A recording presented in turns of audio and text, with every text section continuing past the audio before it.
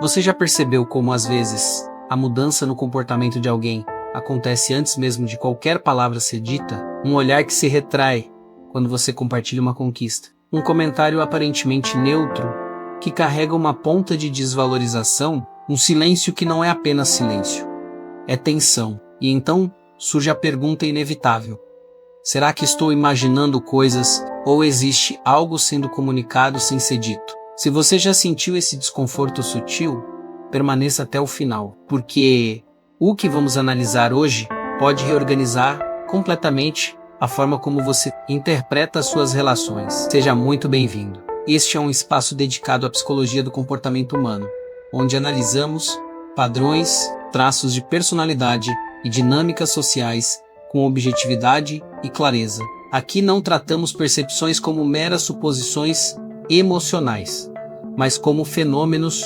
observáveis. Ao longo deste vídeo, você vai entender o que realmente acontece quando um sinal silencioso começa a revelar que alguém pode estar secretamente invejando você, como esse padrão se manifesta, por que ele surge e quais impactos psicológicos ele pode causar, tanto em quem sente e quem desperta essa reação.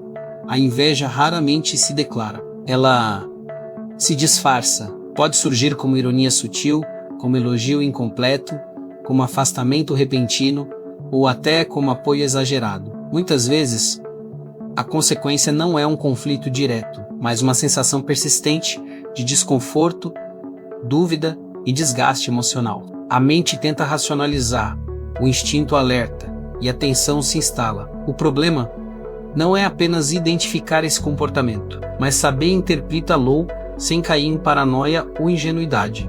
Hoje você vai compreender quais são os sinais comportamentais mais consistentes, como diferenciá-los de inseguranças pessoais e, principalmente, como preservar sua estabilidade emocional diante dessa dinâmica. Porque, quando entendemos os mecanismos invisíveis que operam nas relações humanas, deixamos de reagir por impulso e passamos a agir com consciência estratégica. E essa mudança silenciosa, menos quase imperceptível, altera completamente a forma como você se posiciona no mundo social. Presta atenção nisso porque, se você nunca percebeu, a partir de agora vai começar a notar. Existe um tipo de mudança que acontece exatamente quando algo começa a dar certo para você. Não é durante a fase difícil, é quando melhora. Você passa meses estudando, se dedicando, tentando organizar a vida. Quase ninguém comenta, quase ninguém pergunta. Aí, finalmente, algo vira.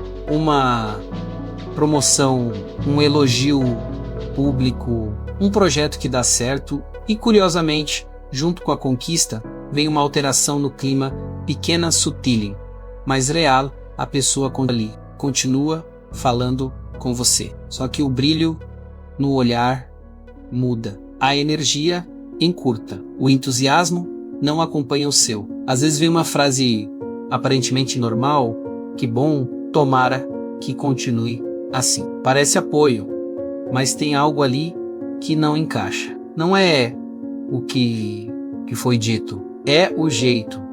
O comportamento humano tem um mecanismo quase automático de comparação. A gente mede valor o tempo todo, menos mesmo sem perceber. E quando alguém próximo evolui, isso pode ativar uma comparação desconfortável. Não é maldade planejada, é ameaça simbólica. Seu avanço vira um espelho. E nem todo mundo gosta do que vê refletido.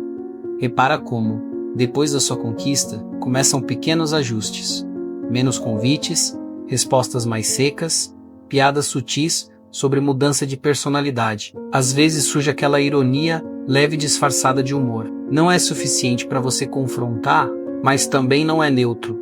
O mais interessante é que, se fosse apenas desinteresse, o padrão seria constante.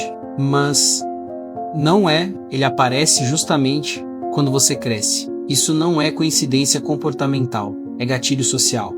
Tem gente que celebra quando você está no mesmo nível, mas quando você sobe um degrau, a relação muda de eixo. E não porque você mudou menos, mas porque a hierarquia implícita mudou. Hierarquia social é uma das forças mais silenciosas nas relações humanas. O problema é que muitas pessoas, ao perceberem esse incômodo, fazem o quê? Diminuem o próprio brilho, falam menos das conquistas, se explicam demais, tentam parecer iguais de novo, como se sucesso fosse algo que precisasse ser suavizado para não ferir o ambiente. Só que quando você começa a se reduzir para manter conforto alheio, algo mais profundo acontece dentro de você. E essa é a parte que quase ninguém percebe no início.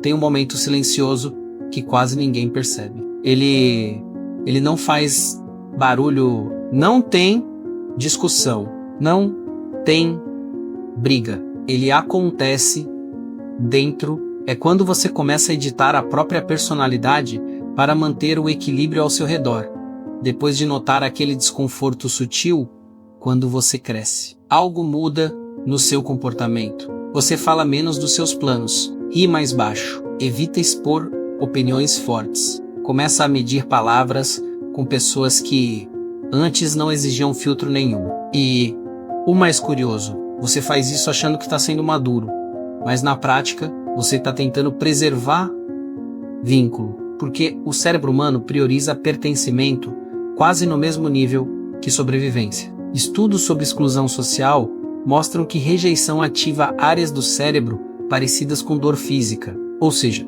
ser deixado de lado dói de verdade. Então, sem perceber, você começa a negociar sua essência. Não é algo dramático, é sutil. Você evita postar aquela conquista, diminui a intensidade da sua ambição perto de certos amigos, faz piadas sobre o próprio sucesso para não parecer convencido. Parece humildade, mas às vezes é medo. Existe um conceito antigo da psicologia que fala sobre partes da nossa personalidade que a gente esconde para ser aceito. A questão é que, quando você esconde força demais, começa a se sentir estranho dentro da própria pele, como se estivesse atuando o tempo todo, e cansa. Talvez você já tenha sentido isso, estar com um grupo e perceber que precisa ajustar o volume da sua identidade. Não pode ser tão disciplinado, não pode ser tão focado, não pode querer demais, porque querer demais incomoda quem ainda está confortável onde está. E aqui vem a parte mais delicada. Quando você começa a se diminuir para manter pessoas, você cria uma versão sua que agrada, mas não te representa. E quanto mais essa versão é reforçada socialmente, mais difícil fica voltar atrás, porque agora existe expectativa.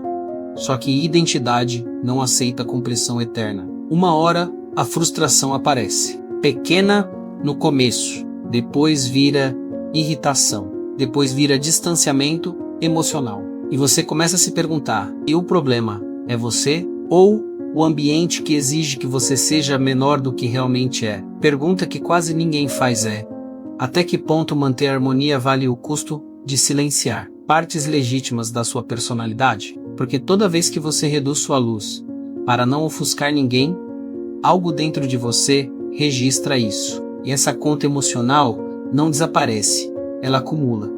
E quando essa conta começa a pesar, surge um impulso novo, um desejo diferente, uma vontade de reorganizar tudo.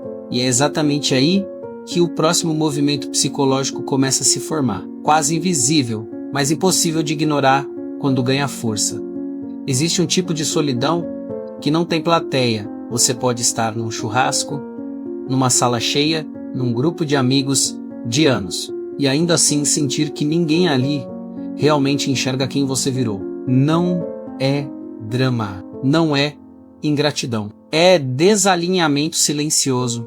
Depois de se diminuir por tanto tempo para caber, chega um ponto em que você começa a sentir um vazio estranho nas interações. As conversas continuam superficiais, as piadas os assuntos giram nos mesmos ciclos, mas você já não está no mesmo lugar interno. E isso cria uma distância que ninguém comenta, mas você sente.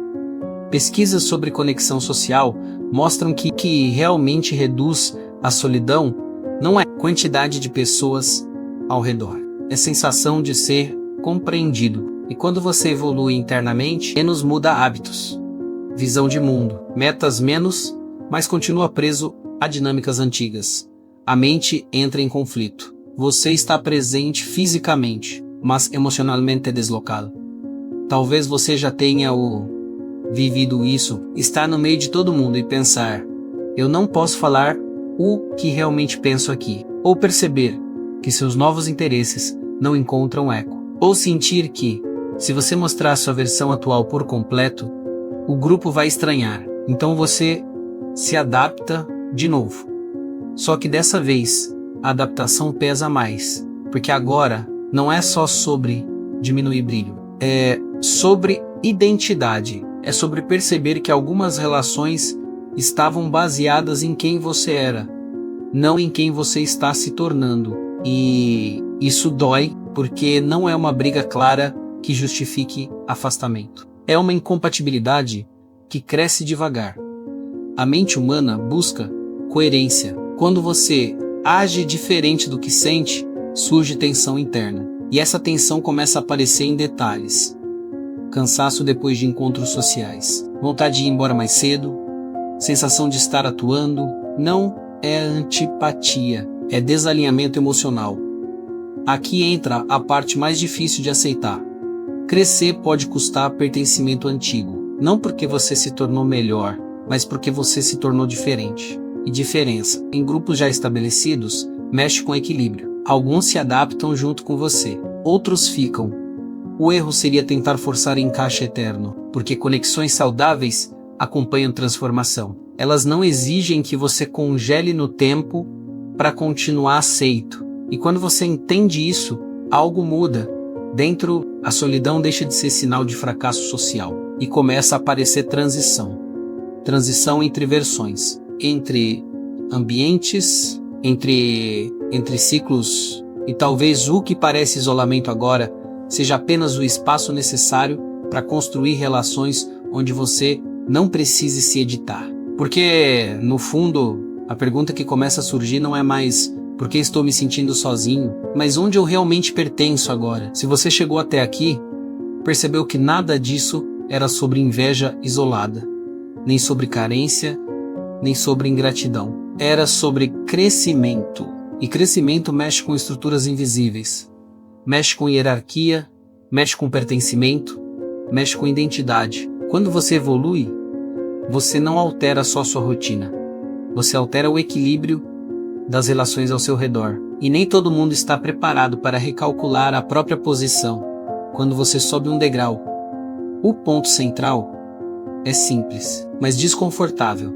Não é seu papel encolher para manter ambientes confortáveis. Relações saudáveis não exigem que você diminua sua ambição, silencie sua autenticidade ou atue uma versão antiga de si mesmo. Conexões verdadeiras se ajustam ao seu crescimento. Elas não competem com ele. Talvez a solidão que aparece nesse processo não seja um castigo, mas um filtro, um espaço de transição entre quem você era e quem você está se tornando. E toda transição exige coragem. Coragem para aceitar que algumas pessoas caminham só até certo ponto. Coragem para sustentar sua nova identidade, mesmo quando o aplauso diminui. Coragem para entender que pertencimento real não cobra o preço da sua essência. No final, crescer nunca foi sobre provar nada para ninguém. É sobre se tornar inteiro. E quando você escolhe não se diminuir mais, pode até perder algumas presenças, mas finalmente começa a ganhar a si mesmo.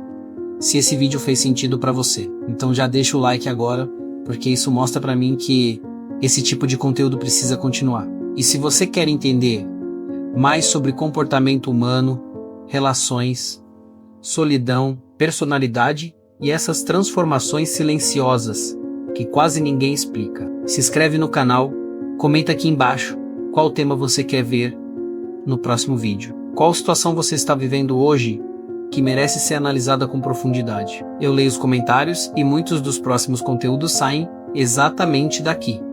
E aproveita para assistir o vídeo que está aparecendo no card agora. Ele aprofunda ainda mais essa questão sobre identidade e relações. Depois, entra na playlist recomendada, porque ela foi organizada numa sequência que vai expandir sua visão sobre comportamento humano passo. A gente se vê no próximo vídeo.